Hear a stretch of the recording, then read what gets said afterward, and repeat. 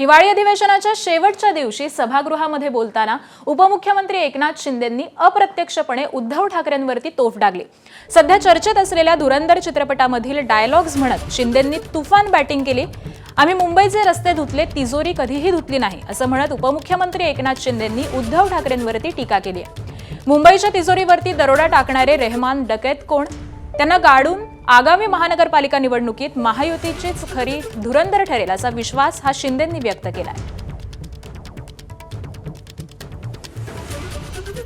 दूसरों की बुराई करके खुद का चरित्र अच्छा नहीं होता। विचार और विश्वास बेचने वाला कभी सच्चा वारिस नहीं होता। आणि म्हणून आम्ही सगळे विकासासाठी एकत्र आलेलो आहे।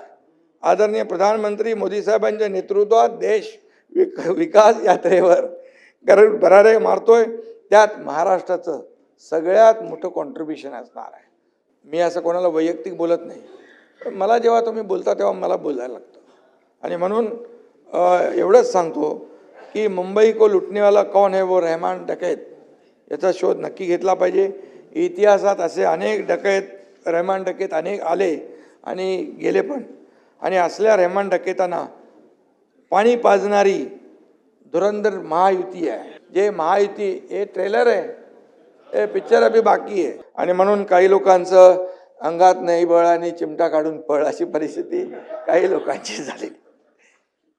मी खाली बोललो, जेव्हा माझ्यावर टीका केली तेव्हा मी बोललोय। काही लोक पर्यटन करून गेले, सभापती महोदय, अरायवल आणि डिपार्चर पर्यटनासाठी आले। अरायवल आणि कोणी वैयक्तिक घ्यायची गरजच नाही, मी वैयक्तिक कोणावर आरोप करत नाही। आणि आले फिरले गेले, ठीक आहे, चांगलं आहे। पण सभागृहामध्ये एकही प्रश्न न विचारणारे देखील सदस्य आपण पाहिले। एबीपी माझा, उघडा डोळे बघा नीट।